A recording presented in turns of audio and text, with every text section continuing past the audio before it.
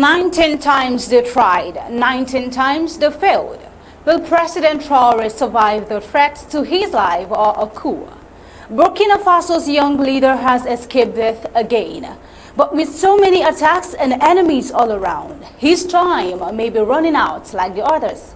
Well, this is a gesture of bravery, and yet it's still a battle for a revolution. These and many more will be explored in today's Flash News. Good afternoon and welcome. I am Tabitha Ako. Let's begin.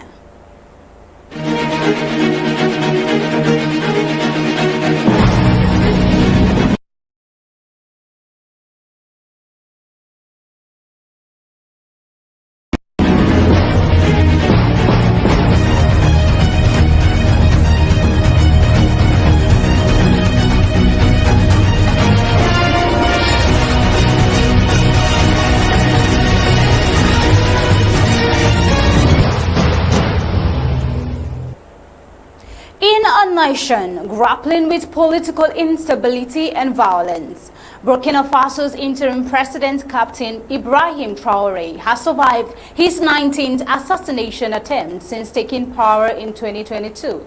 This alarming frequency of attempts underscores the volatile political landscape and raises critical questions about the future of his leadership and the safety of the Burkinabe people. Now, is Traoré's survival a testament to his resilience, or does it highlight deeper systemic issues threatening the nation's stability? Since assuming power, President Traoré has faced relentless threats, with assassination plots allegedly involving both domestic actors and foreign-backed elements. Military officials have revealed that some of these plots included soldiers and activists within the country, purportedly receiving financial backing from external entities. Now, these revelations point to a complex web of internal dissent and external interference challenging Traoré's administration. Now, what are his bold reforms amid this turmoil? Despite the threats, Traoré has embarked on ambitious reforms aimed at redefining Burkina Faso's political and economic trajectory. His administration has expelled French troops, nationalized the country's mineral wealth, and forged stronger ties with non-Western allies, notably Russia. Now, these moves signify a deliberate shift away from traditional Western alliances, reflecting a broader strategy to assert national sovereignty and self-reliance.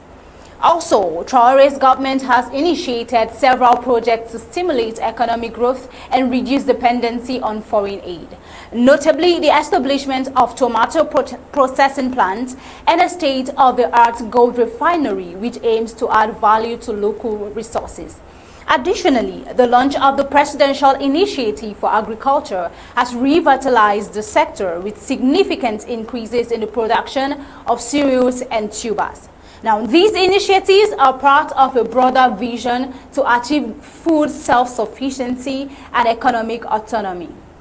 In a symbolic move to reinforce national identity and reduce colonial influence, the judiciary has also replaced French-style black robes with traditional Burkinabe attire made from local cotton. This change reflects a growing sentiment of anti-colonialism and industries.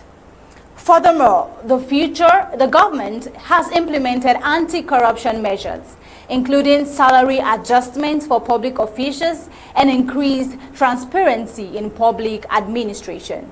Meanwhile, Burkina Faso continues to face significant security challenges, with ongoing threats from extremist groups and internal unrest.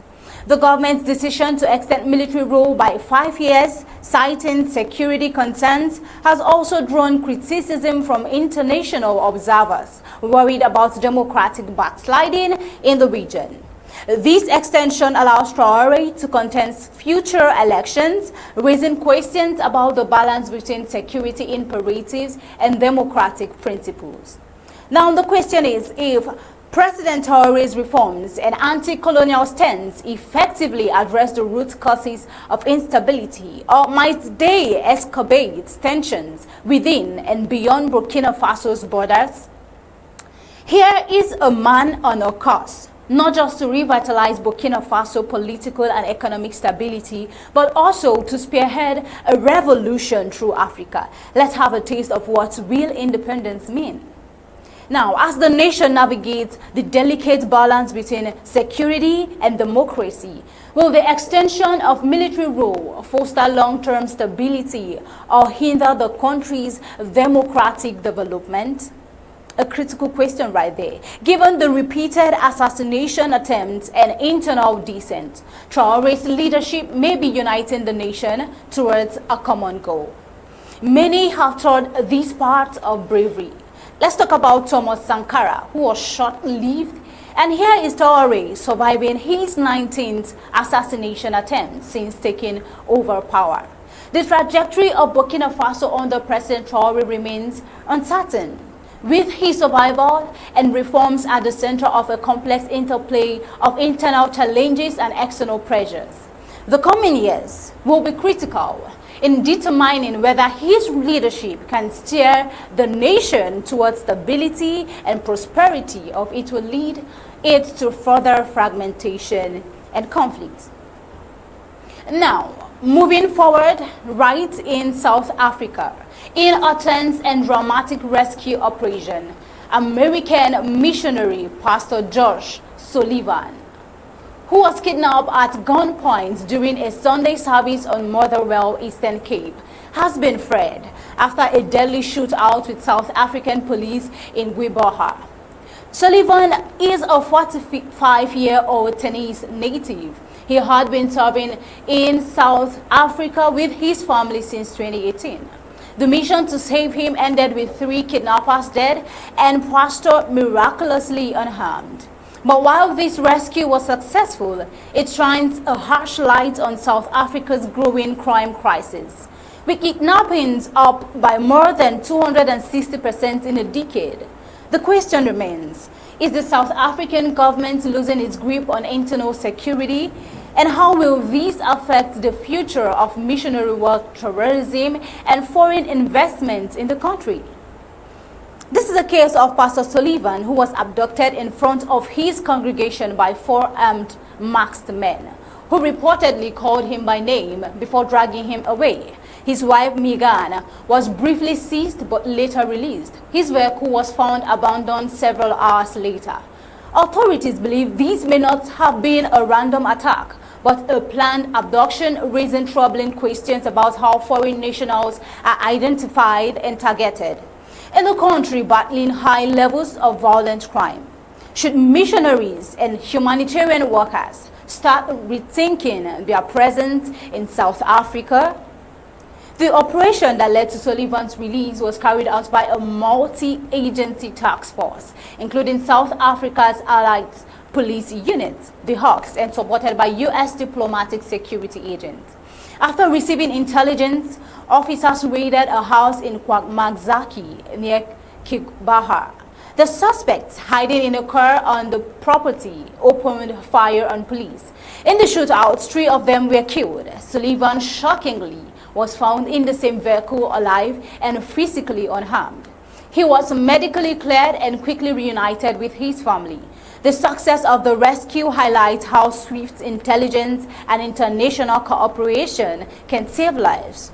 But it also reveals the extreme dangers that law enforcement faces in such operations. Sullivan's kidnapping sparked reactions from both South African and American authorities. His home church in Maryville, Tennessee, praised God for the rescue, while the U.S. State Department reaffirmed its top priority to protect American citizens abroad. Now, this case is far from isolated. Over 17,000 kidnappings were recorded in South Africa in the year ending March 2024, many linked to organized gangs, carjackings, and ransom plots. Despite political promises, the numbers continue to rise. So we must ask, what structural reforms are truly being implemented in South Africa's criminal justice system to fight this alarming trend?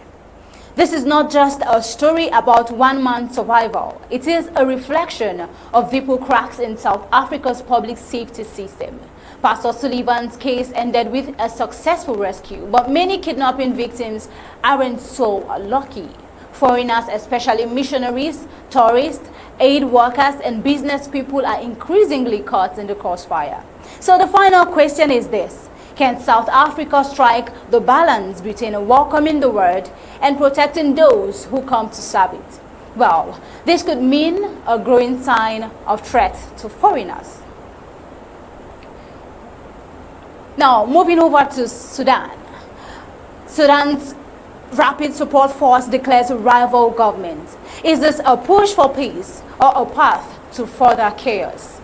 On the 2-year anniversary of Sudan's brutal civil war, the Rapid Support Forces, a paramilitary group led by Mohamed Hamdan Dagalo, has announced the formation of rival governments, claiming legitimacy over large parts of the conflict-ravaged country. The new entity, called the Government of Peace and Unity, was declared as an alternative to the military-led government of General Abdel Fattah al-Burhan, head of the Sudanese armed forces. Now, Dagalo described the move as a different path, built on a broad civilian coalition, but observers fear it could deepen the crisis, as both factions tighten their grip on separate regions.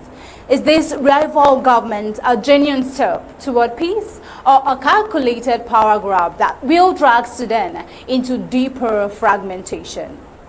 Once allies in ousting long-term dictator Omar al-Bashir in 2019, Dagalo and Burhan have turned against each other in a war that the United Nations now calls the world's worst humanitarian and displacement crisis. Their initial partnership, which many hoped would restore civilian rule, dissolved into mistrust and rivalry, ultimately exploding into armed conflict in April 2023. Since then, tens of thousands have died and millions have been displaced, with Darfur bearing the brunt of the conflict. While Sudanese armed forces retains control over much of central Sudan, the Rapid Support Forces dominate most of Darfur, a region nearly the size of France, as well as parts of West and North Kordofan. In February, the Rapid Support Forces began laying the groundwork for its new government by signing a political charter with smaller armed groups and civilian allies. However, the fact that this declaration was made just as world powers gathered to discuss peace in Sudan raises fresh doubts about the Rapid Support Forces' intentions. Now, could this timing be a strategic message to international actors, or a sign that Sudan's warring allies are beyond external influence? Meanwhile, the military map of Sudan continues to shift violently. Last month, Sudanese armed forces successfully retook Khartoum, forcing Rapid Support Forces fighters to retreat from the capital. But the Rapid Support Forces remain strong in Darfur, especially around El Fasher, the last major town in the region not yet under its control. On Sunday, the Rapid Support Forces claimed to have seized the Zamzam camp for displaced persons in North Darfur, alleging it had been used as a Sudanese armed forces military base. While the United Nations reported that over 300 people were killed and over 4,000 people have been displaced in that incident alone. That's a disheartening situation right there. Now, bringing you to the conclusion of this report. This escalation underscores the severe toll on civilians, especially in areas already struggling with famine, lack of health care, and displacement. Meanwhile, international negotiators are increasingly sidelined, with no clear path to peace, and both factions pursuing military victories over political compromise. The present question remains if Sudan can survive as a unified nation, or Africa might just be witnessing the beginning of a permanent geopolitical fracture. Well, until next time, this is where we'll be drawing the curtain on today's Flash News. Remember, we're bringing you recent happenings from the home front on Undaunted at the top of the hour, 8 p.m. Until then, do have a pleasant day and stay safe.